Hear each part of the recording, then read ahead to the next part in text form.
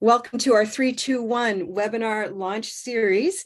Today is our topic of 3 great ways to get started with Color Vowel. I'd like to start off with a countdown.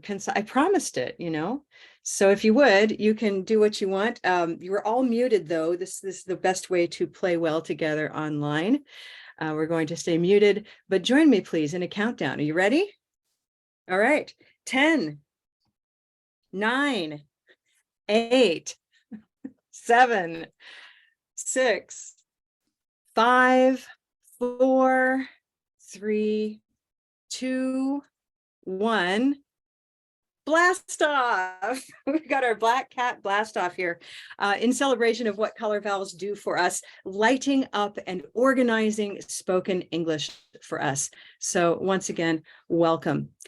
Today, I'll be exploring with you 3 ways to get started with color vowel.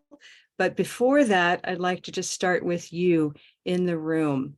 I'd like to also start with a bit of an intro into what we do just by doing it. So if you'd go ahead and put on your learner hat as if you were a learner, which we all should be able to do at the drop of a hat, right? I mean, a good teacher is able to turn around and be that learner in their seat so that we know how well we're reaching people. But we're going to go ahead and do a little bit of a chant together. Because chants will come up over and over. If you're not familiar with chanting as a form of teaching and learning, don't worry. This will be an easy introduction, but know that it's an important part of introduction because it's a way to provide quality repetition and practice. Okay. As a start for you, I'd like to know, raise your hand if you would like to volunteer today, an electronic hand or your physical hand, and just hold it up for just a moment because Lynn and Jennifer are in the room and they're scouting for my volunteers. Raise your hand if you don't mind volunteering today. And then we're going to pick a couple people. And meanwhile, I'm going to ask you to do what I do. This is a 3-minute warm-up. Just as people join the room, we have over 38 countries represented amongst our registrants today. It's been wonderful watching everybody flow in from countries from Algeria all the way to Vietnam, from A to V. No Z's yet, but by end of day, we might have a Z, like Zambia, who knows? But meanwhile, we're going to go ahead and practice, warm up a little bit, and then we'll get into our topic. Do what I do, say what I say, move like I move, and say what I say. This is how it's going to work for the next 3 minutes. So people with your cameras on, I'm counting on you to set the mood. We won't be moving at the same time because this is Zoom. Everything will look like we're in different places because we are, but trust the process. It'll work out for you. Okay, here we go. Here we go. Where do you live? Where do you live? Where do you live? Where do you live? Try this. Where do you teach? Where do you teach? Where do you teach? Where do you teach? Now this, who do you teach? Who do you teach? Who do you teach? Who do you teach? And this, online or face-to-face? Online or face-to-face? Again, online or face-to-face? Online or face-to-face? Try it like this. Where do you live? Where do you live? Where do you live? Where do you live? Next, who do you teach? Who do you teach? Who do you teach? Who do you teach? And the third, online or face-to-face? Online or face-to-face? Online or face-to-face? Online or face-to-face? Now all of them, where do you live? Where do you live? Next one, who do you teach? Who do you teach? Online or face-to-face? Online or face-to-face? Now all, where do you live? Next one, who do you teach? Online or face-to-face? One more time, where do you live? Who do you teach? Online or face-to-face? And stop. Hey, great job, everybody. And thank you to all of my cameras on people for having your camera on and showing what pure practice can look like. This is our webinar series for teachers. 3, 2, 1, launch 3 great ways to start with Color Vowel. If you're in the room, you're probably a teacher, but you might also be a learner. We serve teachers of English all over the world. Therefore, we teach non-native English-speaking teachers strategies, as well as native English-speaking teachers who also need strategies. We all need those, okay? Hey, Jennifer, I want to introduce you. Hello. Hi, everybody. So Jennifer is our business manager. She's also my right-hand woman. She'll be organizing us today. I'd also like to say a shout out here to Lynn Swanda. Hi, Lynn. Hi. Yeah, so Lynn needs to be made a co-host, Karen. Oh, there we go. I'll make you a co-host. I'm happy to do that. Lynn and Jennifer are in the room to answer questions in the chat. So this is just a little bit of housekeeping for all of us in the room. The chat is a great place to ask any question that comes up. So use that area. Jennifer can answer questions about where to access products or courses. Lynn is in the room basically watching that everybody remains muted when we need to, which is most of the time. So if she mutes you, don't be offended. It's just a way of keeping order in the room. If you are a Color Vowel trained teacher like Claire or Jesselyn, go ahead and rename yourself with a CV in front of your name. A big CV tells everybody that you're Color Vowel trained. And when you answer a question in the chat, then they know that it comes with some authority and some training. We do provide training because we all need ongoing training in sound awareness of how it is that we actually communicate and not just what we think we do in language, okay? So these Color Vowel trained teachers are very valuable to our process, okay? Thank you so much. We are recording right now, and we will send you the recording shortly after this webinar ends. It takes me a few minutes to download, process, and then get it to you. But watch for an email later today. If you're here right now, and if you're watching this recording, then you know that you got it. But everybody who's registered will receive this recording. Okay, thanks for those questions. I appreciate that. Hi, Saeed. Good to see you. Let's go ahead and answer those 3 questions in the chat. Where do you live? Who do you teach? Online or face-to-face? So those are the 3 or 4 questions. Maybe you teach both online and face-to-face, but use the chat and just introduce yourself briefly. We'd like to know where you are and who you teach. I certainly would like to know whether you teach online, face-to-face, children, adults. All of these groups in any combination are appropriate for the Color Vowel approach and our materials, okay? Watching the chat, I would love to see those responses over there, okay? So I rely partly on your feedback in the chat so that I can accommodate all of these different backgrounds. Great, thank you so much. Glad to have you, Jan, from Boulder, Colorado. So glad to have you, okay? I'll go ahead and get started with some questions for you, as I've asked over there in the chat. Let me just see if there's any other housekeeping. Okay, great. So 3 great ways. I'd like to start by asking you, and this is just a quick thumbs up or a yes or a no. Are you familiar with the Color Vowel Chart, or is this new for you? Just go ahead and put a yes or a no. Yes, I'm familiar. No, I'm not yet familiar with the chart. And that will also help people respond along the way. And hi, Sylvia from Italy. Great to see you there. Okay. I love seeing Ina's here from Romania. Fantastic. Teaching children. Natalia, welcome from Ukraine. I saw that someone was coming from Ukraine. That's wonderful. Okay. So as we get started, I want to put a couple of ideas in your mind. And those ideas have to do with the process that we all respond to, something that engages all of us, whether we're learners or teachers, whether we're in our first language or a second language. And that is that we all love discovery. Every human loves the idea and the reality of discovery. We like coming across an idea as our own, don't we? Right? Memories of childhood are things that we discovered or found. We felt like we were the only ones.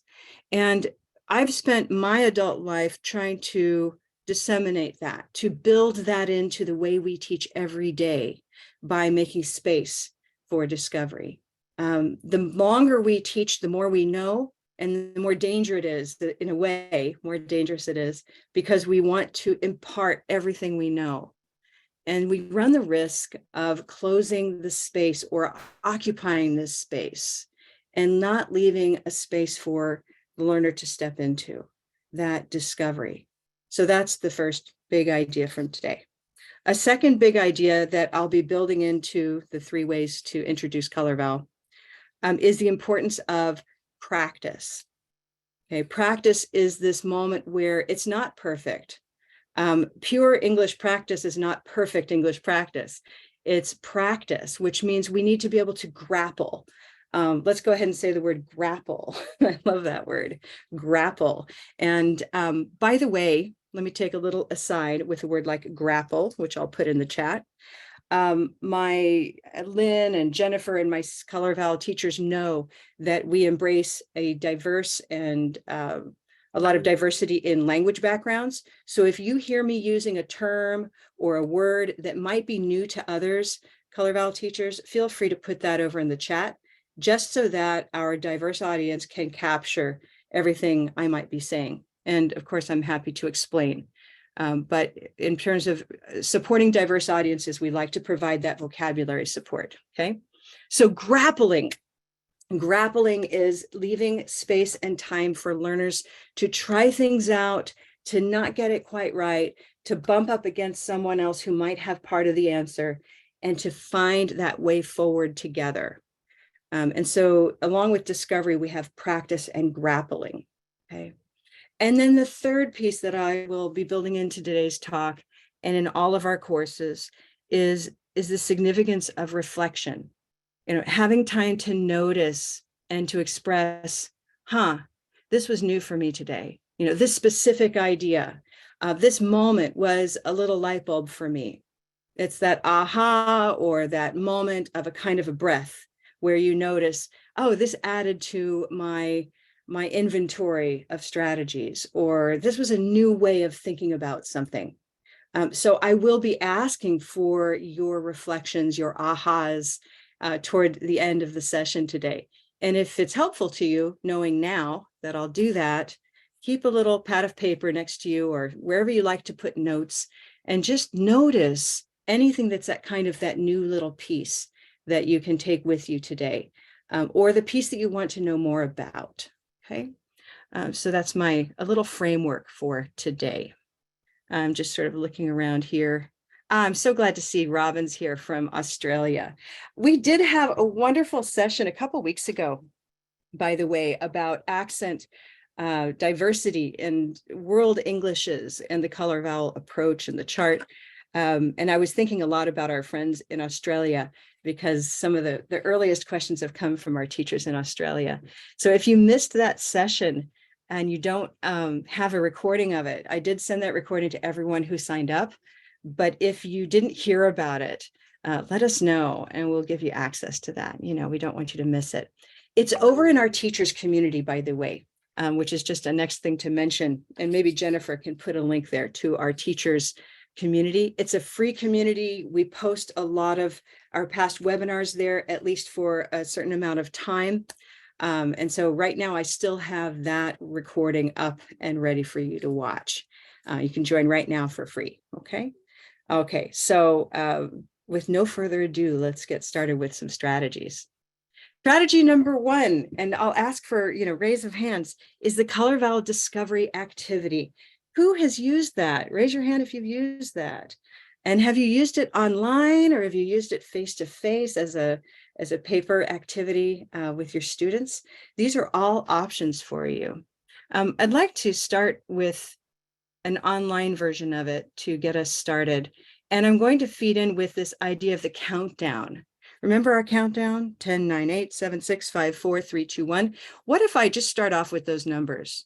And I'll start with 1 through 9 just for fun. So here's my first version of a discovery activity. What do we want to discover? We want this idea to be in place where we can, let me just grab my screen here. Let's look at these numbers. Yeah, we want to be able to listen to them, their names. And I love numerals because they don't have any spelling attached to them, right? And I sort of did this visual thing intentionally, meaning I grabbed these from the internet. They're all different colors because we want to separate two ideas right now. One is that we can see colors with our eyes, but the colors that we talk about in Color Vowel are the colors that we hear. So let's see if we can separate the two. While looking at these differently colored numbers, we're going to listen to them. Yeah. And my only question for you is, do they sound the same or do they sound different? And I'll help you notice exactly where we're talking about. So let's just take this first number, number 1, 1, 1. So if you would take a hand, 1 is going to have a sound, and that sound in the middle is that sound. No color vowels right now. I just want to start with this idea of what we can do with our learners before we've introduced those vowels or those color vowels specifically. Okay, so that's the sound of 1. Yeah. 2, is it the same or is it different? 1, 2, ooh, ooh, ooh, ooh, 2, ooh. So thumbs up if they're the same sound, thumbs down if they're different sounds. Right, we can instantly do this, right? We can hear, our students can do this too. Young, old, beginning, advanced, we can hear that those are simply different. I could have put 1 down here, it doesn't matter because they're simply boxes representing different categories, right? Okay, what about 3? Is 3 the same as 1 or 2? 3, and you can use the chat, by the way, for your yes, same or different. Same or different. Find that chat. I would love to see everybody pitching in over there too. Okay, great. So 3, same as 1 or 2, or is it different from both? Go ahead and thumbs up if it's different, new. Hold up a 1 or a 2 if I should add it. Okay. Okay, so it's new. All right. So 3 is going to go into a new box. It's not the sound of 1. It's not the sound of 2. It's not the sound of, okay. How about 4? Does it match anything? 4? No. Okay, so I'm going to put it, I don't have to go in order, right? These are just words. These are not me numbering things. This is me placing words. 5, same or different? Now you're having to kind of speak to yourself, right? 1, 5, 2, 5, 3, 5, 4, 5, 5, 5. 5's in need of a new box, its own place right there. Okay, 6. New or, I don't know, new, or hold up a number with your hand if it matches something. Okay, it's different. Yeah, it's new. It doesn't have another number that sounds like a 6. Okay, how about 7? 7. You starting to get a pattern? Okay, 7. I'll give it a new place. 7 doesn't match anything. How about 8? 8.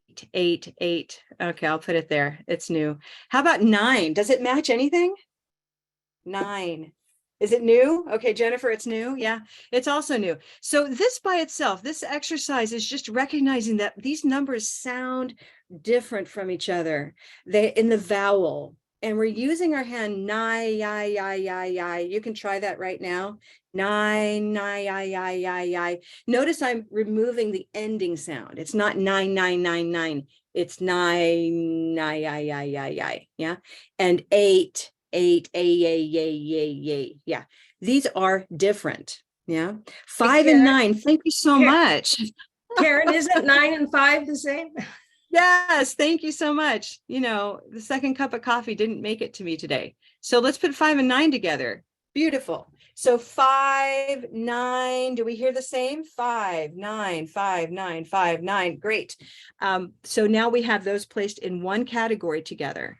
Yeah, that works well. What if I had 10? Let me just add 10 to the mix. 10, there's 10. Does 10 go with anybody, or is it a new sound? Just to kind of flesh this out. One more. Aha. So 10 matches something. What? 7. Thank you very much. I see you, Liz, silver pin Liz over there. And so 7 and 10 belong together, right? What about 11? Same. Okay, so it could be 10, 11, all of these have the same sound, the same vowel sound. Can your learners do this? So far, so good? Yeah, we can start with what they know, and numbers are among the first things that learners know. Advanced learners also know these things. So regardless of what level you're introducing color vowels to, numbers are a great way to start. Okay. Tomorrow, I'll be touching on a lesson plan for K through 3. Those of you who are in the room who teach children. And I'd love to see a little indication in the chat, by the way, say children, children. I'd love to know. But tomorrow I'll introduce that. And we start with literature, with a book called Chicka Chicka 1, 2, 3 that's all about numbers. And it's a great way to introduce color vowels, okay? But big idea here is listening to the way a word sounds, identifying that as listening to the stressed vowel sound. So 11 or 10 or 7 all have that same sound in the middle of them, right? And once we have that down, we can start to say, I wonder if there's a way to name these sounds. Same thing can be done with any object, by the way. Let's make this a little bit more interesting. When we were working with numbers, we all agree on what these are. We have a single name for this numeral. It's called 4 or 6. But when we come over here, we can start to find some interesting outcomes, right? Especially if I don't tell you that this has to be a cat. So I can call this a cat because it's my turn. I could have called it a kitten, but right now it's my turn and I'm calling it a cat.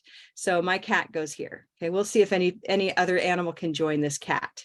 Okay, volunteers are in the room, and I see Lisa, I see Jesselyn, I see Rena, and I'm wondering if I see my 4th. Maybe I have 3 volunteers. That's great. Lisa, hello. Can you open up your mic there? We're going to have Lisa help us out, and Jesselyn, you can open your mic. I'd love to have, where's my 3? Rena, please open up. That'd be great. Okay, so Lisa, pick an animal. What would you like to name? I'd like to name a panda. Great. Okay, so this is a panda, not a person. Does panda go with cat, or Yes, should it be in a new does. box? Okay, I so think we'll it goes. panda. Yes. Great. Panda. Let's test it. Let's make sure we all agree. Panda. And cat. Panda. Cat. Panda. Cat. We hear that sound, so they can go together. Great. We're sensitizing the learner not to the whole word, but now the heart of the word, that peak vowel sound that is at the heart of meaning. It's how we listen in English. So all of this work I'm doing with the hand is helping me identify that place. Great. How about Jesselyn? You want to pick an animal, please? The horse. You like the horse? Great. Should we put horse with cat and panda? Cat. Horse. I don't think so. Horse. Yeah, I don't think so. So we're going to put it in its own category. Great.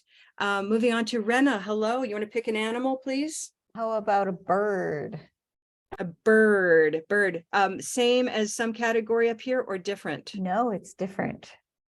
Right. So bird, everyone try that. Bird. Yeah, it's different from horse and cat, panda. All right. Great. It's your turn now for Lisa again. Pick an animal. I'm going to say turtle. Turtle. Great. Turtle. Same or different? Cat, panda, turtle, horse, turtle, I bird, think turtle. bird. Turtle, okay. bird. Turtle, Maybe? bird. Yeah. So what's interesting about these two right now is simply that they have the same vowel sound, right? Turtle, bird. We can talk about those in just a minute. Is anybody surprised by turtle and bird having the same sound? If so, I'd like to see that in the chat. You can just say surprised, or, I find that interesting. Turtle, bird. Okay, great. Next one, let's go with Jesselyn. Pick an animal. Kangaroo. Kangaroo. Kangaroo. I did this in honor of my friends in Australia. So same or different? Where's the stress, by the way? That's a longer word. On We the had, yeah, go ahead. kangaroo. Yeah, kangaroo. Right. So we have 3 syllables there, but one of them has the longer time and one of them has a higher pitch or a different pitch. So kangaroo. Yeah, kangaroo. And my question for you is, does it match our cat panda category, our horse category, or our turtle bird category? Is it kind of like the horse? Kangaroo, horse, kangaroo, horse, kangaroo. Black cat Jan, I see you nodding this. No. Do you want a different category for that? Jesselyn, what do you feel and hear that differently now? It's not the same. Yeah. Right. There we go. So we'll give it a new different category. Okay, good. Now over here, I've got a let's see, I've got these animals here. Yeah. So let's pick one more. We got Lisa, pick an animal. Ladybug. Ladybug. Where's the stress? The A. Ladybug. Ladybug. Yeah. If it were not stressed on lady, how would it sound? Ladybug. Ladybug. And it's not quite how we say it. Ladybug, meaning every word of English has one major stress. And so we're going to put ladybug. Is it cat, panda, ladybug, horse? I'm hearing ladybug, kangaroo. Yeah, new one. Okay, great. How about this one? Jesselyn, what is it? It's a snake. Snake. Where should I put it? Ladybug. Snake. Snake. I think they're the Great. same. What if my learner, that sounds great. Ladybug, snake. Thank you very much. What if my learner had called it a serpent? Bird. What if, bird? Good. I could put the snake with ladybug or bird, turtle, serpent. Okay. So notice that what I love about this is we're working not from the words we've decided these things are, but rather the words that learners bring to the table. Okay. So now serpent belongs there. Just depends on what we're calling it at the moment. And that's true all the time of words we use. Okay. How about this guy right here? Let's give this to Rena. Hello, Rena. Yes, hi, Rena. Green Yes. tea, Rena. I should have That's right. asked, of course. That's okay. I answer to them all. Frog. Frog. Okay. Do we have any matches so far? We do not. Okay, great. I can put it here. Yep. How about this last one? Also for you, Rena, to make up for my foible, right? Okay. Dog. So what's this? Dog. So that Same or goes with different frog. from anything? That's going to go with frog. Frog, dog. Okay, frog and dog. Does everybody feel that these two have the same sound? Frog, dog. Yeah. Anybody feel like no? Jan, can you open up your mic? There we go. I say frog and dog. I say them differently. Okay. And if you're in the room, Jan, I'm going to have you say it 2 more times, just those two, frog, dog. Everyone listen. And Jan says that these are different for her. So say them again. Frog, dog. Frog, dog. Okay. Now, this is really fun because I want you, those of you I can see with cameras on, thumbs up if those sounded like the same vowel sound to you. Look around the room. And so Jesselyn heard the difference that you heard. And Jan saying, no, they're different. So for Jan, these categories will be a little different. where frog and dog belong in different categories. And for some of us, they're in the same category. Okay. And we're not going to worry about that. It's okay. We have different vowel sounds there that we're going to discover in just a moment. Okay. But for now, I'll go ahead and put my frog right here. Okay. I'll just put it between two categories. Does that work for you? Yeah. Great. Great. Hey, Karen, Yes. sorry to interrupt. We have a good question in the chat about kangaroo. So, and why it's not with panda and black cat, panda and cat. Yeah, great. Thank you for asking. So here's our kangaroo. What's neat about kangaroo, it's got 3 syllables, and let's just spend a little time with it, okay? Try it here. Kangaroo, kangaroo, kangaroo, kangaroo, and stop. Now, one way to tell which of those 2 syllables is actually the stress would be to, I could model it for you, but I don't want to just answer it for you. I want you to imagine that you have a cat, and that cat is named Kangaroo. That's his name. His name is Kangaroo. And you need to call the cat in from outside. The cat's been outside all night long. It's time to come in the morning. That's my cat.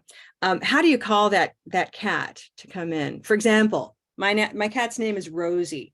So I will say, Rosie, Rosie, and she'll come. So how do we call the cat whose name is Kangaroo?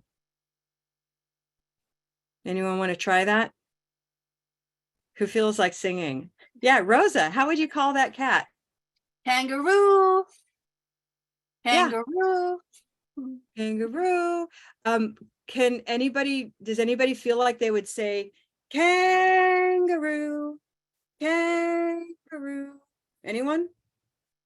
Good. So calling the cat, this is a brilliant trick shared with me through a friend of mine who was studying linguistics at Macalester College, and her linguistics professor, whose name I don't know, shared it with her. But calling the cat is brilliant because it moves us from thinking about a word to singing a word. And watch my hand here, I'm moving from Broca's area, where we store all of our words in speech, over here to the singing mind. And the singing mind kind of shows us a truth that we're not aware of, meaning we can sing and suddenly realize where we put stress. So while it's true that kangaroo, go ahead and use 2 hands, try a little closed fist. This will be the secondary stress. Kangaroo, kangaroo, yeah, kangaroo, good. Kangaroo, and it's not kangaroo. Kangaroo, kangaroo, it's just kind of off. Kangaroo, right? Go back to kangaroo. Kangaroo, good. Kangaroo and kangaroo. So we did have to make a choice, but we tested it, didn't we?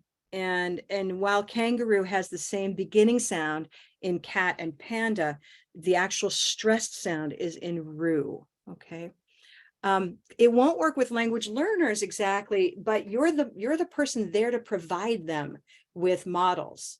And so when you have to figure out for yourself where the stress is, that's when you would sing it for yourself.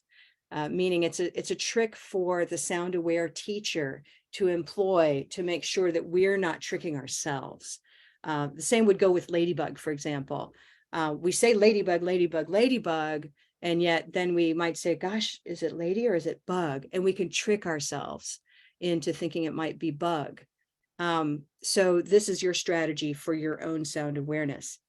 Don't underestimate, everybody, how important it is to just be able to say a word or a phrase in a model way, meaning the way that it sounds in your own speech naturally, right? I've never seen a kangaroo. I've never seen a kangaroo. And now I can listen to it. I've never seen a kangaroo in person. I've never seen a kangaroo. The place where the rhythm falls is going to tell you where the stress is. And then you're modeling that for your learners. So we train teachers, everyone, in this kind of sound awareness that you don't need for survival. We don't have to know this to be able to walk out our front door and get through our days successfully. But we do need this sound awareness to be effective language teachers, right? And whether you're a native or a non-native speaker, you have different reasons for not being aware of these things. The native speaker is built actually to suppress this information and to not know it because you're busy using it. A non-native speaker may or may not be aware of these features if depending on their first language and what they have present in their first language. So there are different reasons why we all need training in sound awareness. Okay. And true, learners bring a lot to the table. So let them try.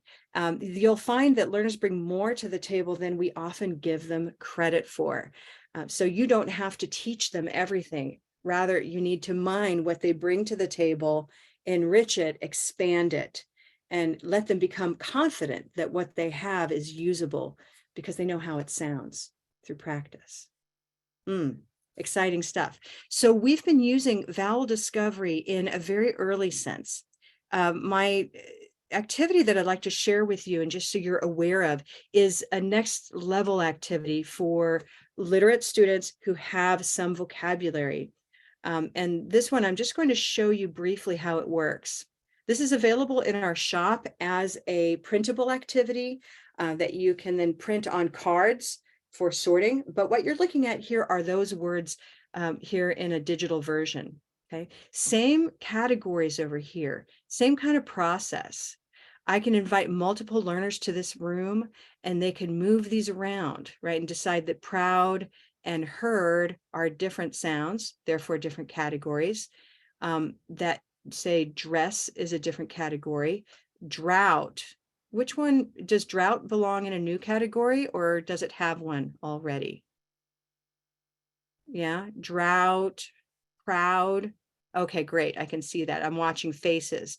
By the way, a large part of my teaching online is watching mouths. I could see Black Cat Jan answering me with proud and drought, and I don't have to turn on my learners all the time. So that you can actually teach large classrooms pretty effectively in Zoom and still be teaching and learning pronunciation, okay? And spoken English. Great. And so learners together work on this kind of sorting activity. And if they don't know a word, like if they happen to come across this word, a word they may not know, what can they do about that? What can they do about this? They see this word and they say, how do you say this word? And the teacher says, rhyme. It's really simple. I mean, it's sort of obvious, and yet we kind of forget. We can just answer rhyme. They say rhyme, rhyme, rhyme, and now they can walk away. And they don't yet need to know what the meaning is. We can talk about it later. Rhyme, okay, yeah. So over time, they categorize and they come up with some categories for every word, okay? This is a very structured activity, by the way. I designed it over 20 years ago. And as long as they have parameters where they know that every word has a box and every box will have exactly 4 words. In the printable version, I have 5 words in every category. And I'll tell you what the 5th one is in just a minute, okay? But listen, it's so neat because you say, look, these are the categories, these boxes, and there are exactly 4 words. With that, you have now a little puzzle to figure out with your classmates. And you can put them in breakout rooms with different copies. They can discuss this, but they need to come up with a solution. Typically, learners can do this in about 10 to 15 minutes. And you're building that awareness that words have a sound, like dre, or ri, I. There's that I sound in rhyme, okay? But there's something else that's going on here that you don't get yet with these, right? With these, you have something that triggers a word recognition, 3, and cat. But what happens when you come down here? You're now having to look at letters while you're listening to these things. So these are words, and these are words. It's just that these happen to be written out in print. So just as we ignored the color of these different numbers to listen to their sound, and we ignored, the particular way that these things look, we're also going to learn how to ignore how a word is spelled to a certain extent, so we can listen to it. That's a big kind of moment for a lot of people to realize that the way it's spelled is not always or even completely how it sounds. Okay, so we're learning to divide the two. When learners come up with answers, we now have those 4 words per category.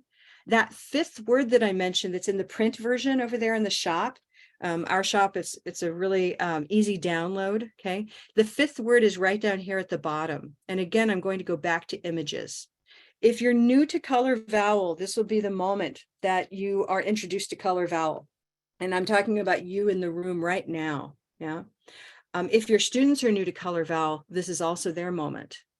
If you can do this, they can also do this. Okay. So let's just jump to the chase. This right here is green tea. Can you find a category of words that have the same sound? Green tea. And Silver Pen Liz, you want to go ahead and direct me to that? Just name those words. See, sees, seen, thief, green Great. tea, e. Oh, wow, you're beautiful. I heard all that beautiful flooding, by the way. I don't know if you're aware of that strategy, but that's what you just did. Just hearing it all in a row with a consistent rhythm. So there we are. Everyone just try that.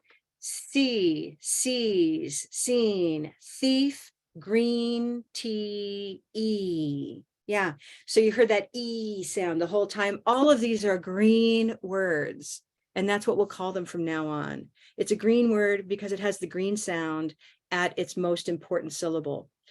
Yes, I've created mostly words with 1 syllable for this activity because, again, it's early in the learner's experience typically.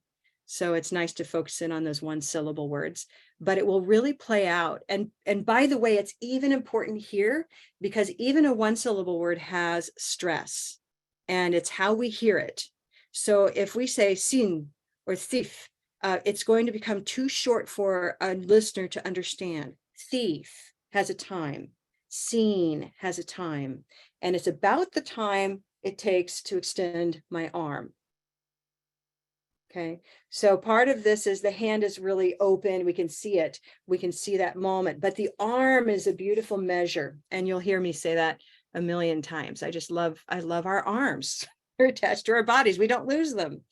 I'm going to give you just a couple more. We're not doing an exhaustive presentation of these vowels right now. We will in a moment elsewhere, not exhaustive. But this is blue moon, ooh.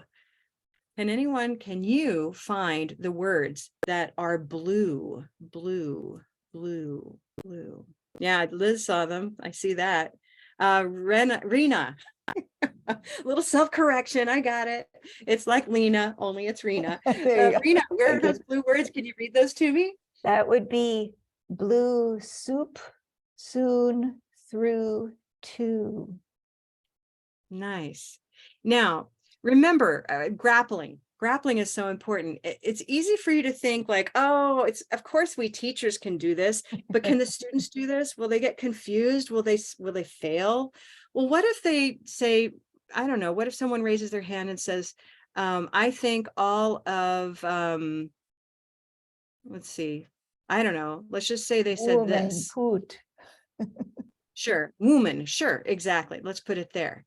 Well, what we can do now is we can test it. Woman, poot, book, hood. Now I'm going to say it the way I say these words, and you tell me if they're the same or if they're different. Woman, put, book, could. If they were blue, it would be woman, poot, book, could. Are those the same or different than the way I say them?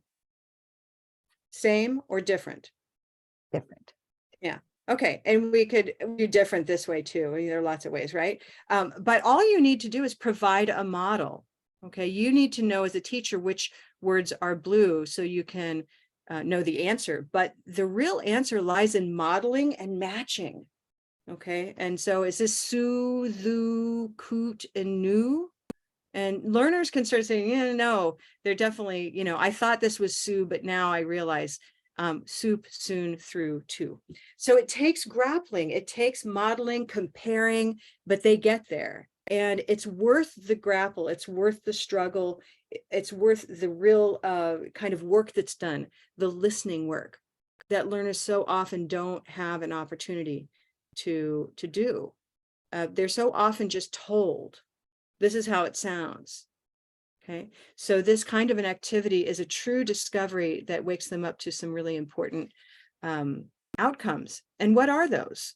So you noticed maybe 3 questions that I'm asking here. Again, these are built in with the directions in the printable activity. If you work with students face to face, then that's going to be a great activity for you. And these questions are built into those cards. So when you run it, you have everything in front of you that you need. Okay. What observation can you make about the OO spelling pattern? Can we find those anywhere? Like book. I'll just move it to the left. Right. What about soon? What about, find my other OO? I know I have at least one more. Yeah. But even those 2, what can you observe? Flood. There we go. Thank you. And so my eyes, there we go. There we go. So we've got flood, we've got book, and we've got soon. What's a very simple observation about OO words? They can sound like different sounds, right? They can be in different categories. Flood is a cup of mustard. Book is wooden hook. And soon is blue moon. All Okay. those O's. Yeah. We thought OO was, there's an OO sound, but suddenly we're like, uh-oh, not true, meaning we have to approach language from its sound foundation. And if you're accustomed to approaching it from a spelling foundation, you've probably encountered those moments where you're like, oops, well, I don't want to talk about that word right now. I'm going to wait on that. Yeah. And Liz is laughing because she's done it. She's heard it, right? One or the other. So if you find yourself saying, oh, we have to wait on these words because they're special or different, they're exceptions, they're sight words, all of that falls away when you take a sound-based approach.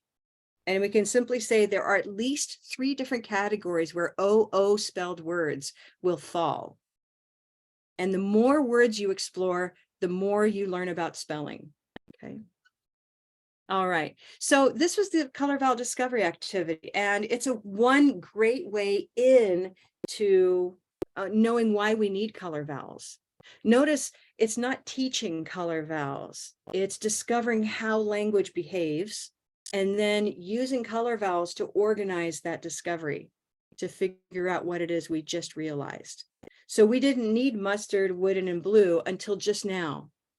There's a lot about color vowel that is just in time, not just in case. And if you've heard that distinction before, just in case usually involves a lot of front loading. And I'm going to teach you about this so that when you need it, you're ready. And I find that exhausting. I think a lot of us do. And I'm talking about all kinds of things, technology, whatever we're learning about. And so it's so much more efficient when we move into a just-in-time responsive approach. Flood, glove, of, cup. Oh, we're going to need a cup of mustard, right? Now you know what it is. Okay. All right. Questions and comments about the Color Vowel Discovery Activity. Put those in the chat, and I'm going to transition you into our main feature today, and that is the Color Vowel Organizer on the Color Vowel Launch Pad. Okay. And so a lot of this is just different ways to package and explore language with the support of Color Vowel. The Color Vowel Launch Pad was born from a collaboration of teachers, starting with me and Laura McIndoe. She's going to be joining us tomorrow, by the way, and she's one of our main designers and piloting teachers. She's a master teacher in New Mexico who's been piloting Color Vowel strategies for over 10 years. And so she and I started collaborating along with Jennifer and several other people in the room to come up with a way to launch students into Color Vowel, in addition to the Color Vowel Discovery Activity that you just did. Yeah. So I'd like to show this to you. I'm going to use my document camera, if we can get that thing activated. 1 second here.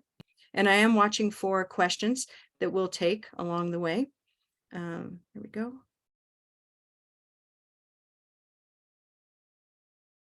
All right. And so, yes, a couple of questions there. Yes, this was done on Google Slides, meaning the activity that we just participated in.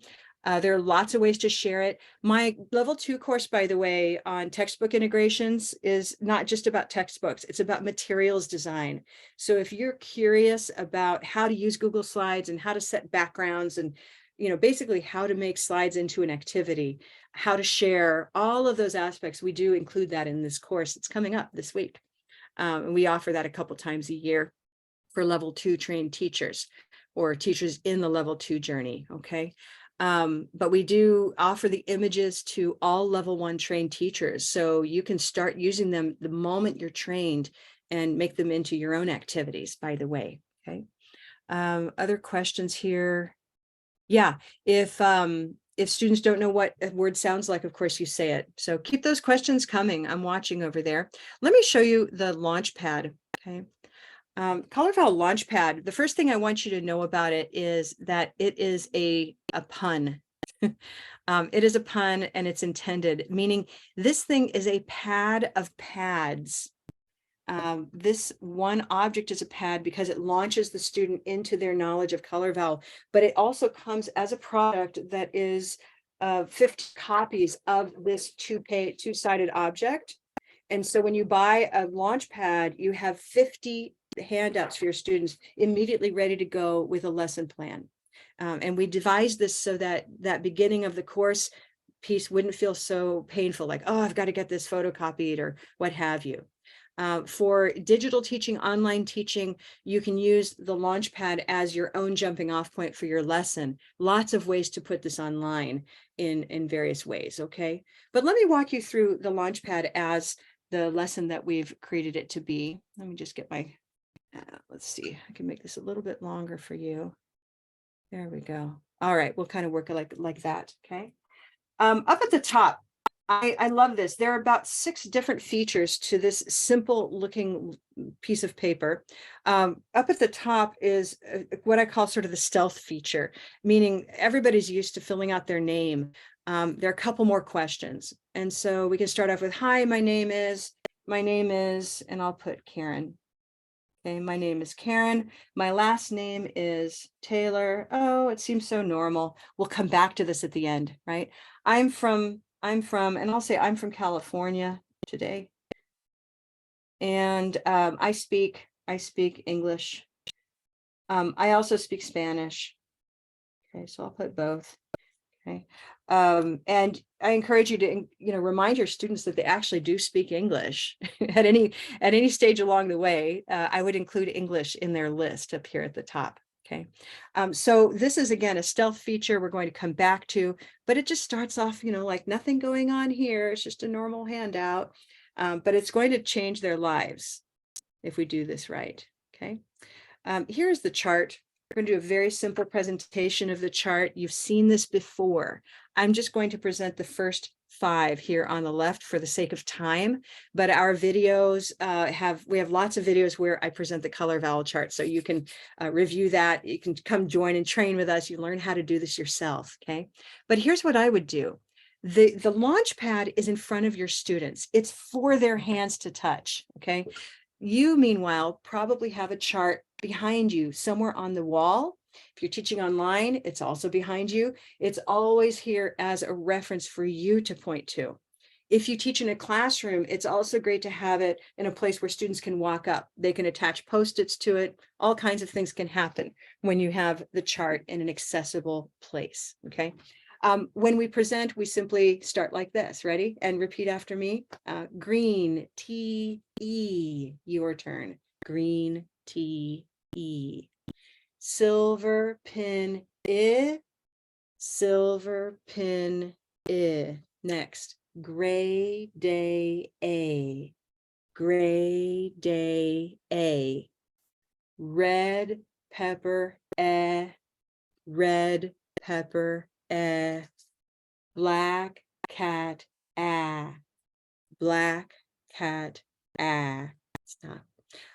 The chart continues. I rarely stop at this point. I will tell you that. It's a little bit like when I start singing a song, I don't stop till I finish the song. This is a song. It goes all the way through all of the 16 different color vowels that you see here. If you're using the Commonwealth Color Vowel Chart, you'll have a very similar order regardless. So this is the North American chart. It matches my dialect pretty well. The Commonwealth chart matches other folks' dialects outside of North America fairly well. So check that out. Again, we have information about that on our website, and Jennifer can post a link, or you can go to that teachers community and watch my video about that. Okay. Regardless, getting to know the vowels is so important because we don't have an opportunity in natural speech. The vowels are popped in little by little and quickly, and yet, they float by so quickly. When do we get to spend time with them? So this is an essential presentation of vowels that helps learners spend time, get to know them, the green sound, the silver sound. And while they're doing this on their launch pad, they can start to ask themselves questions like, what is the difference between green and silver? And I've often had learners say that, teacher, I can't hear the difference between green and silver. And I love that kind of statement, by the way, because that tells me that they know exactly what these signify. Because we know that the words green and the word silver sound different in terms of beginning to end sounds. What they're really observing is that E and I sound the same to them. So when they can say, what's the difference between green and silver? I celebrate. That's a fantastic moment for them. It means I have a system that's up and running for them to name sounds that they cannot distinguish between right now. So for the moment, at least they have good names for them, right? And over time, they'll start to say, ooh, is that silver? And they're right, because we'll learn how to do that. Okay. So having the chart is extremely important for the learner. It's a 3-hole punched object, by the way. Notice I've got my holes here for a binder. This enables the learner to prioritize it, put it in the front of their binder. They're going to go back to it almost every day. This is a daily constant reference, whether it's a reading class or an all skills class, a content-based course. We want learners to be able to go back and say, oh, is that red or is that gray? And they start to realize that there's a lot going on here. Okay. But for now, all we need to know is that every vowel sound has a name, and it has a first name and a last name, if you will. It has a color word and it has a noun. Okay. And together those convey the essential sound. Ah, eh, a. Okay. I can spend a couple of seconds in class, a couple minutes rather, just reinforcing now. Remember we had our panda. Here's our panda. I'll put him sideways for you. Okay. Where should I put my panda? What color is panda? Panda. So I can put him over here on black cat. Okay. And I can listen to my learners, meaning if this were a class, I'd open up microphones and have you decide, right? How about, this is my ostrich. Is he an erstridge, an ostrich, an astridge, an ostrich, or something else? I say ostrich, ostrich. This is ostrich. I say ostrich. This is ostrich. I say ostrich. What color do you hear? Ah, yeah, I see you. Is it now? Darren. Darren. Okay, ostrich. I think I see you saying olive sock ostrich. I'm sorry, right? that's my husband's name. This is Shelley, Olive Sock. Great. Okay. Well, he still has a color, even if he's not here. How does he say his name? Oh, yeah, Darren. Darren, there we go. So Mhm, Darren, mhm. red pepper Darren. So yeah, we Yes. have olive sock ostrich, meaning I can test really quickly and easily whether learners are understanding the system, and it clicks very quickly. Okay, everybody. Questions about how long it takes. I often get that question. It's not a matter of weeks, that's for sure. It's usually a matter of minutes, hours, and maybe a day or two of exposure. This is a system that learners connect to very quickly and easily. Okay. All right. So remember, here was my first part. This is the first part of my lesson, is simply coming up here. I could have spent more time, by the way, by having people answer, what's your name? What's your last name? Where are you from? Like we did at the beginning of this session. Yeah. So this is the first part of your lesson plan. Second part is introducing the vowel chart. Really simple introduction, sort of like what I just did here. Okay. And making sure that it makes some sense. What color is broccoli? The color is broccoli. This is my broccoli. Broccoli. I love objects because I don't have to distract learners with the spelling at this point, right? So they say it's rose. Broccoli. I say broccoli. Again, we come back down to olive, sock, broccoli. Everyone try that. Olive, sock, broccoli. We can hear that matching across the vowel sounds in olive and sock and broccoli. Okay, great. So objects are nice. Okay. Next, we come down. We have an essential question, and I'm going to move my camera so we can look at that. Okay. Essential question number 1. In English, one vowel sound can be represented by different vowel letters. What one color is represented by all of these words? So this is devised. We designed this question. I don't know if you've ever heard, the classic kind of leading question that law students are taught about, like, so when did you kill your friend? And they're like, wait a minute, I didn't kill my friend. So a question like, when did you kill her, is embedded, right? That you did something. And here we've embedded a reality. One color is represented in all of these words. Does that make sense? Like we're telling them, and they have to decide what color is here. So listen to these. Best friend said any bread.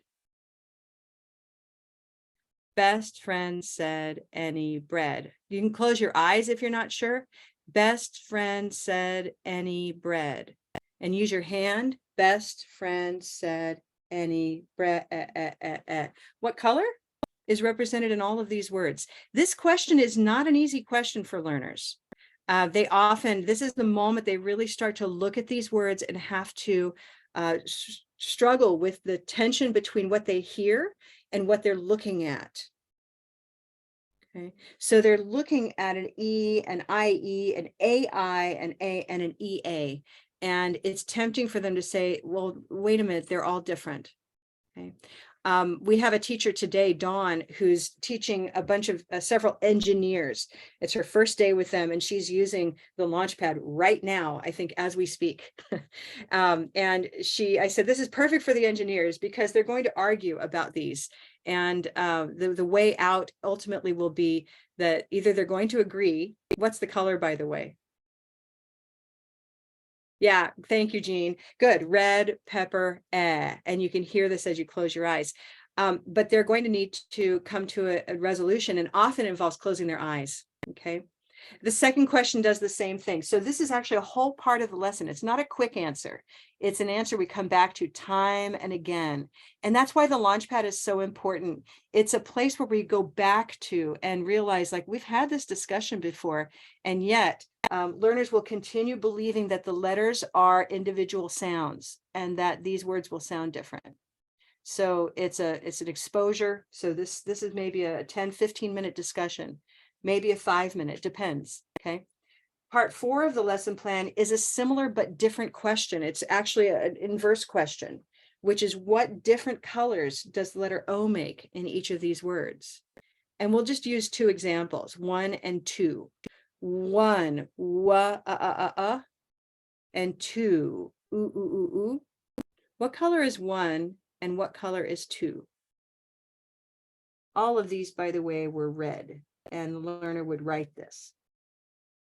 Okay, they might end up with something messy, like maybe they wrote down black, and then later on in discussion, they say, well, I could say it with black, but a lot of people say it with red. Okay, and bread is red.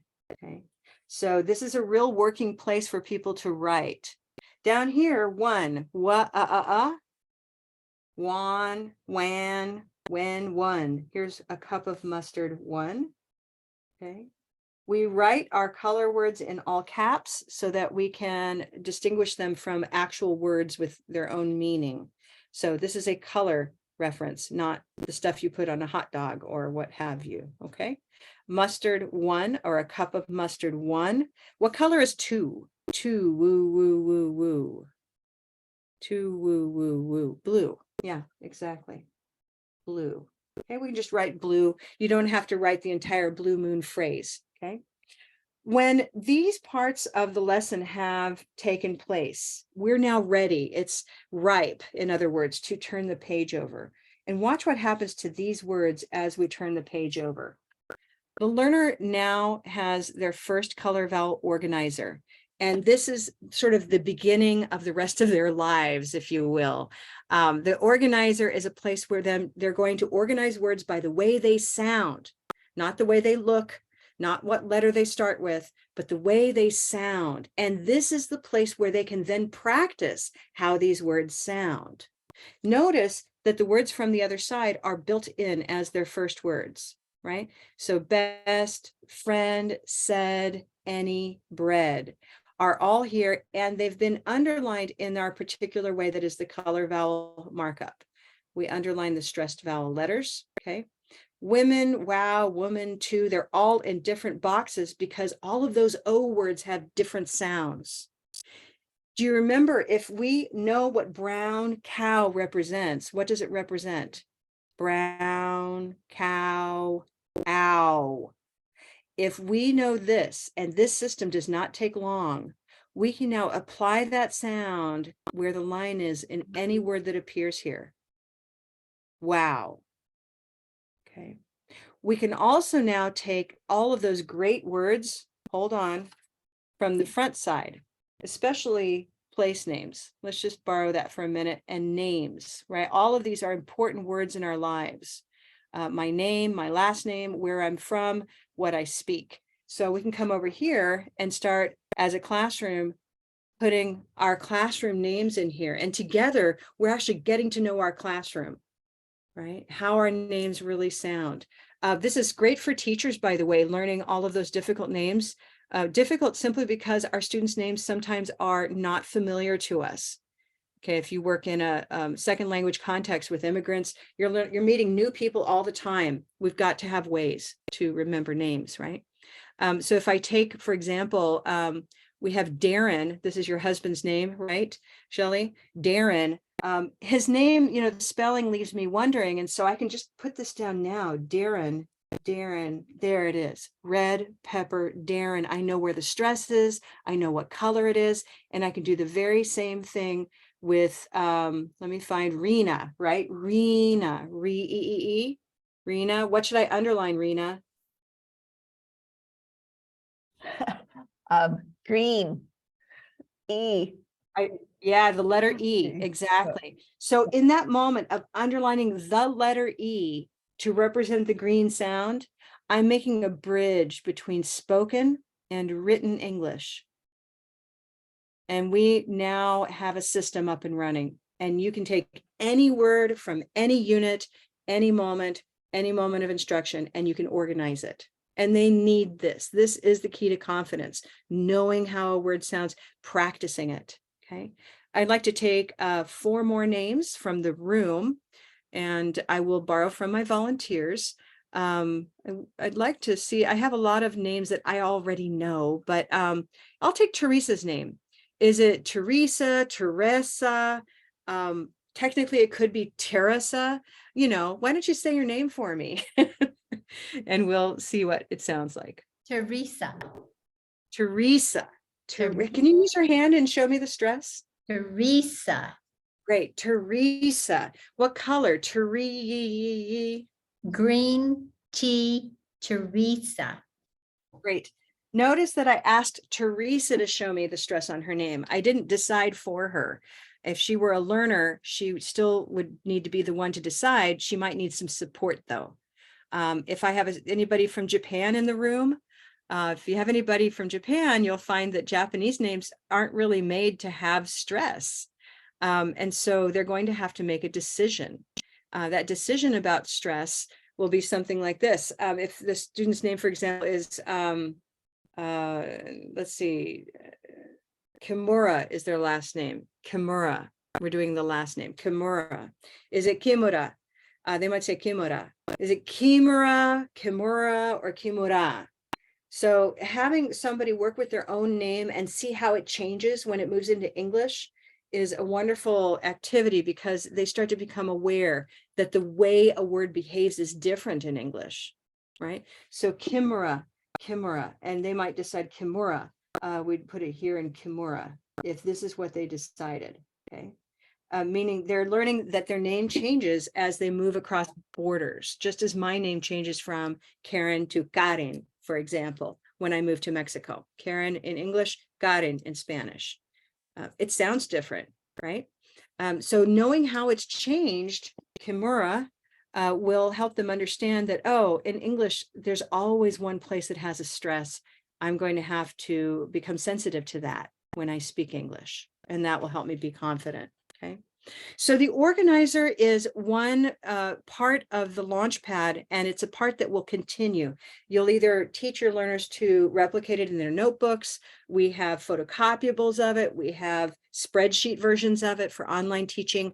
But the important thing is that the organizer is always on hand, and that the learner is actually using it for themselves. It's not just a performance task. It's actually a personal glossary of what they need. And what they encounter throughout their units. Okay. So that's just a little bit about the organizer. When you come back, there's a wrap up over here, a couple of wrap ups that I'd like to point out. One is that we can now turn around and mark up our own names, our own places in our languages. So we're ready to talk confidently about ourselves. And so my name is Red Pepper Karen. My last name is Gray Day Taylor. I'm preparing for a moment in the classroom where we're going to talk. Orange Door, California.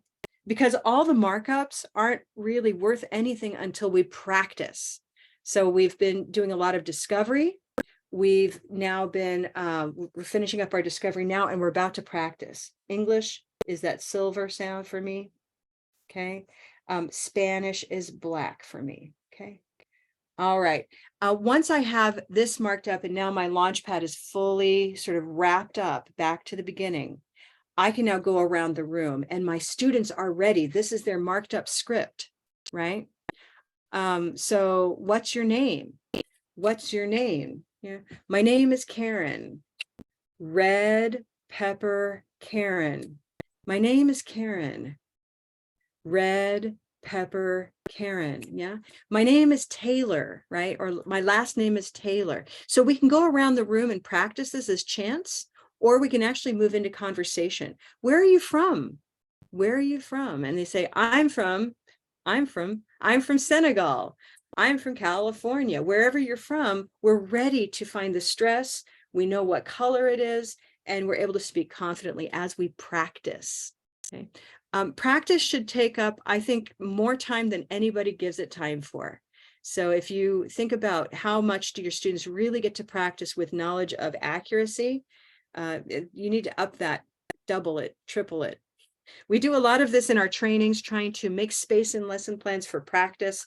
It does not become boring because we know how to mix it up and keep it moving in a way that remains doable but challenging. Okay. How many of you were able to follow me this morning when I started off with a chant? If you go back to the beginning of this recording, we all participated in a chant, and I'm pretty sure you were able to follow me most of the time. So that's a use of skilled repetition where I know how I'm going to change it. And like a Zumba instructor, you know, I'm like, hey, come back over here, go over there, kick your leg. And you were able to do that. I saw you. I know. If you had a little trouble following, it was maybe a first time, but you got the sense that you could follow it with a little bit of practice. Okay. Wonderful. Some of you have been asking about where to find things over in our shop, and Jennifer's been over in the chat providing you with links. Okay. We are preparing for some questions now. Remember, tomorrow is the second of our 2 webinars. We're going to focus in on what comes after this. So getting started maybe feels easy to you, but then you're not quite sure what to do after that.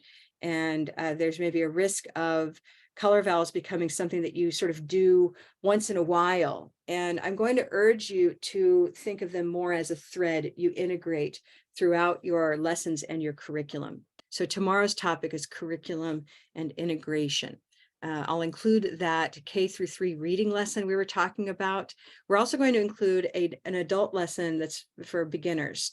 I say adult in the sense of someone who is a beginner but is older, let's say. And so that lesson will be on display tomorrow. Laura McIndoe, author of Color It Out and of the Launchpad, will be in the room with us sharing what she's been doing lately with that Launchpad and the beginner lesson. Okay. Questions from you all? Yeah. Questions from you all. And Jennifer, you're welcome to chime in with any questions that have been waiting, okay? So that I don't lose anyone there. You're also welcome to open up a microphone if you simply want to ask that question. And meanwhile, I'd like to show you a little bit about our courses. If it's okay, I'd like to just give you an idea of where you might be wanting to go in time. We have been teaching teachers for, gosh, since 2010. And so our main focus is on teaching teachers what they need to know about the color vowel chart and then how to do the color vowel approach. And that knowing versus doing is key, right? So often we know something, but don't really know how to do it. Thanks for coming, Teresa. And so the knowing is something that we provide you in Color Vowel Basics. This is our asynchronous course that's here for you at your own pace. Okay, so it's a series of videos you can do on your laptop. You can do it on your tablet. It includes quizzes. You learn all about the color vowel approach and how to achieve what it is we've been doing today in an elegant way and knowledgeable, so you feel comfortable. Okay, the Launchpad is part of that, by the way. You get a black line version of it that you can print right away. Your learners can color it in. So there's lots of ways to use the black line Launchpad there for you. Okay, you also get access to our digital library with those images that we used earlier in the Color Vowel Discovery Activity. So if you like having these, we have a whole library waiting for you with digital images. Okay. Now, this is the knowing part of Color Vowel Level 1. The doing part is our 5-week practicum, okay? So we recommend the two. You can do one and then the other. You can do them side by side. One is the information you need, and then this is that experience that will take you into knowing you're really doing this, that you know all the ins and outs of how to install it into your curriculum and your way of teaching. Okay, that's a 5-week course. We start a new one each month. Okay, that brings technique practice into play along with personal coaching from a coach that's assigned to you. You know, you all work together and you get that practical knowledge along with those skills put into place. Okay, so that's our level 1 certification for basic teaching. I just wanted to give you a glimpse of what's in that course, by the way. Those are 4 modules over here in the asynchronous video course. Okay, and then each week, if you do this side by side or if you do it later, each week your instructor leads you through discovery, practice, and reflection activities. Those same 3 big ideas I was talking about earlier today. Okay, so your own sound awareness, that idea of, you know, where's the stress, calling the cat, all these other tricks that we use to train ourselves in how spoken English really works, and not our impression or our guess about how spoken English sounds, okay? Meaning our mind is hiding things from us, so we learn how to uncover that. We practice these techniques so that you really know what you're doing and it comes naturally and doesn't feel sort of strange or unfamiliar. And then finally, we provide a lot of room for feedback because we know from best practices that professional development is best when we have room to weave it into what we already know and do. Okay, so this is a bit about level 1. I just want to let you know about level 2 for a moment. Okay, level 2 certification has a core component and an elective component. And I would like to just sort of draw your attention to why core is so important. This builds on the 4 modules of level 1, but we go deeper. Okay, those 4 core courses will lead to the coaching practicum. So it looks something like this.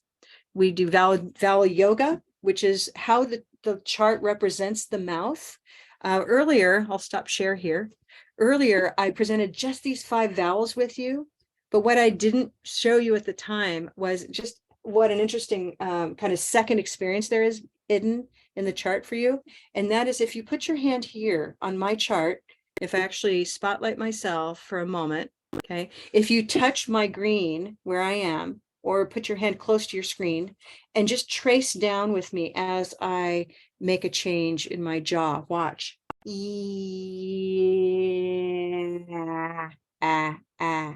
So we've charted how sound changes as you drop your jaw and as your jaw comes back up, but your lips are rounding. Yow. Ooh. Now we're in blue. Wah. Down in olive. R. We're up in purple. So there's this organization of the space where there are no lines in our mouth, but these lines help us know, oh, this is how I found silver, and now I can teach that to somebody. Okay, so the yoga aspect of our level 2 course is a great way in, but I've placed a little circle here to show you that you can actually step into the cycle at any moment. Rhythm and chants is that practice piece we did earlier. Sound awareness I've been doing with you throughout this session today. And spelling exploration we've actually touched on as well, sort of how we were looking at those different spellings of those red words. Okay. The coaching practicum then is a wonderful opportunity to really put this into practice with real learners in our courses. So you practice giving prioritized pronunciation feedback, meaning not just correcting their TH sound, but rather deciding what is the most important thing in their speech that if they were to shift it, it would make so much difference for the listener. And that's really what learners need to know is what can I do to be better understood? That builds their confidence. Okay. We build the same idea into our teaching practicum, which is eligible after you've completed 3 electives along with those core courses.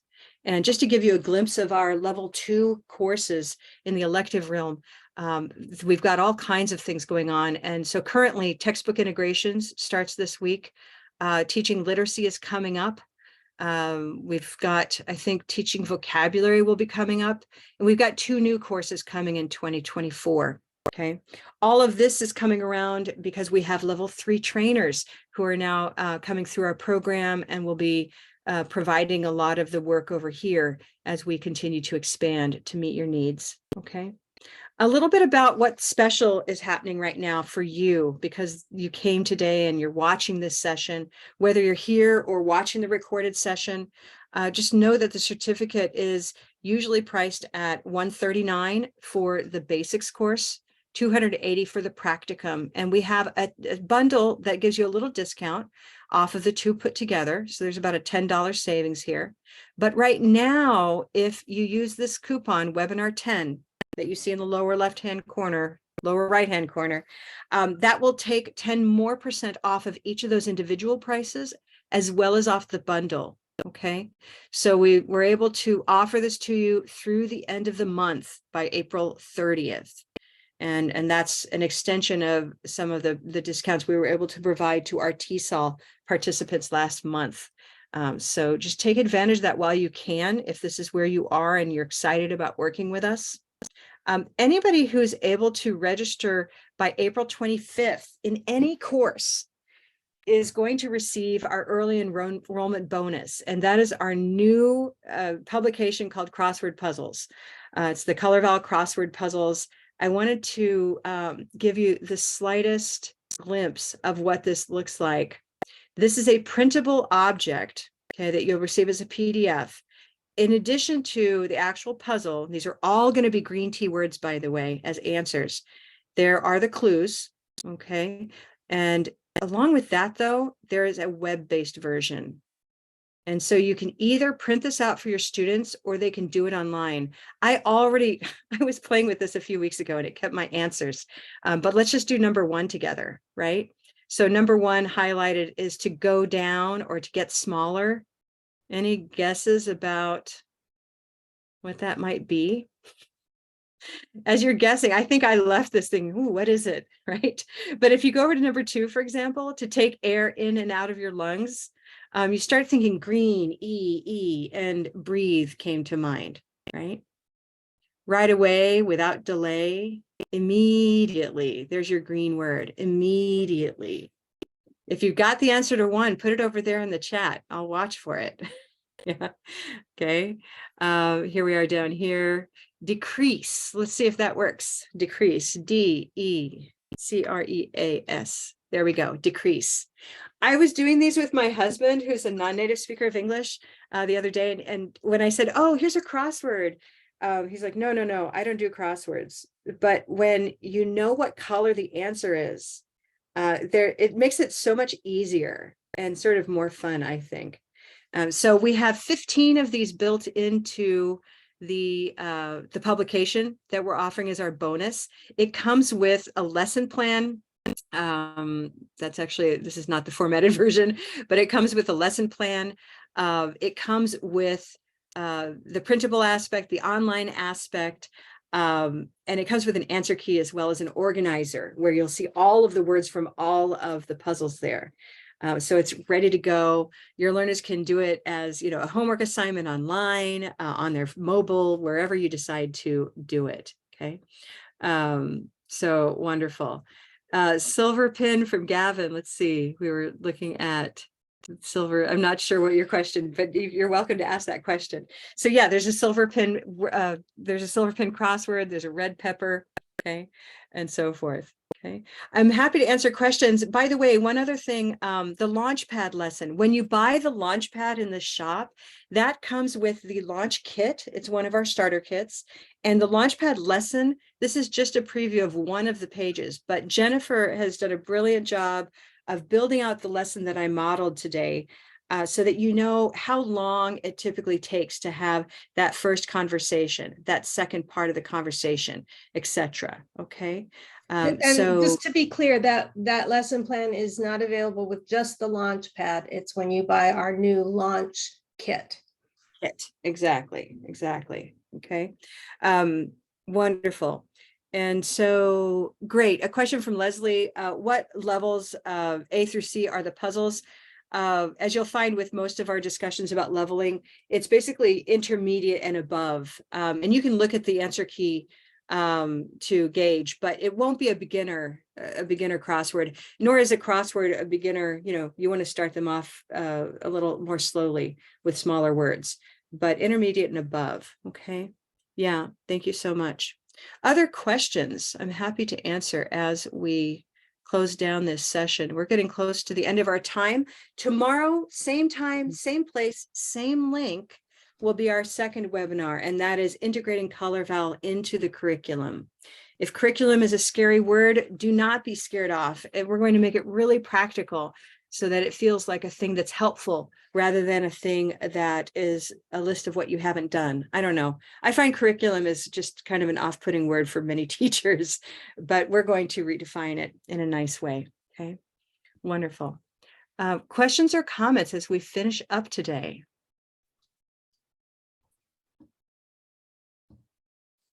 I'd love to know about takeaways, by the way. This is the time for reflection.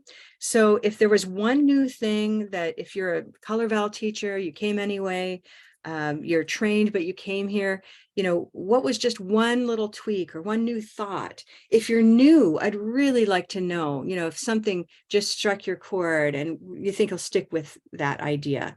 What do you want to do next? Okay. So Doug, I'm glad you know about the kit now. It's good to know. Yeah, but takeaways are welcome at this time. Calling the cat, Rena likes that.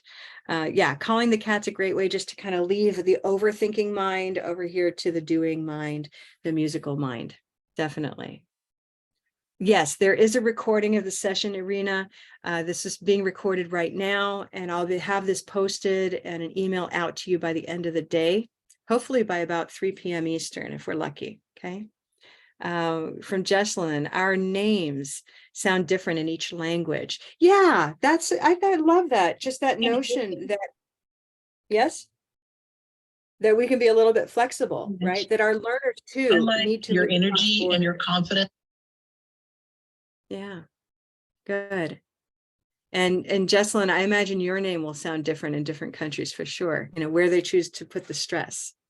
Jesslyn, something like that. Shirley, my co-author, when she lived in Senegal, she had to get used to her name Shirley becoming Shali. Shali. Talking about the you know, rubric. and she realized that's how Of course, French would it's on a behave. stable surface. You've got it on the wall. You're standing on the correct side of it. I'm One going extreme, to you seem a mute little uncomfortable as you're participants. reaching to some of Karen, the. I think There we go. Hi. you were playing a video, I think. Yeah, I'm not, but somebody was. So great. Thank you, Ina. So the reflection is the musical brain needs to be involved. Yes, for language teaching, ironically, we have to know skillfully how to leave the language learning brain, because here's the big secret is that the language learning brain is dedicated in its hardwiring to the sound system and the behaviors of the first language. And so we actually have to leave that brain, that part of the brain, Broca's area, in order to activate other ways of speaking and listening. And when we borrow those, then we can sort of take it back and combine it into our performance. Okay, great. Thank you for that. And yes, remind them that they do speak English. Absolutely, that our students are yes, they are a work in progress, but at any given moment, they are a speaker of English, just as we are all speakers of English here. Okay, great. Leslie, thanks for your comment there. The Japanese name as an example. You can adapt that to the languages that you speak, of course, exactly. And it took me a while to realize just how it doesn't bug me at all. I go to see my husband's family in Mexico. I'm completely used to my name sounding different. And yet we almost overprotect the notion of our learners' names sounding only the way that it sounds in their mother tongue. And that is not a realistic protection to provide them. It's not sustainable. They have to be prepared to hear how their names sound elsewhere. And depending on spelling, I'm looking at Rena again and your beautiful smile. You know, Rena, you're used to people saying Rena, I'm sure. And you have an accommodating attitude about it where you say, it's actually Rena, and now I have an easy way to remember, by the way, right? So Rena has both a spelling aspect to her name, as well as crossing borders. It'll sound different in Spanish too. Rena, your name will become Rena, or Irena, or whatever someone decides is going to be the easiest way to go with your cooperation. So our learners are doing the converse, right? They're coming into an English-speaking setting if they're immigrating somewhere, and they are going to make certain accommodations. Even when you don't think there is any accommodation, like Anna. We're like, oh, Anna. Well, her name is actually Anna. Anna. So she's making a small shift to Anna or Ana, right? And none of those is the same as the Spanish Ana. And some are more drastic changes, say a name that just is really difficult to say in English might shift into an anglicized name. These are all conversations that we need to have with our learners and that they need to make decisions about with information and support. Great. Thank you so much. Time to wrap up. Thank you, Jennifer. It's a little bit after our closing time. I respect your time. I'm so glad you came today. Please join us again tomorrow, or watch for that recorded session. You will receive it, whether or not you've come to this first session. So just watch for that email from me. Thank you, everybody, for being here. I want you to have a great day, or a black cat fantastic afternoon, a blue moon afternoon. Bye-bye, everybody. Thank you so much.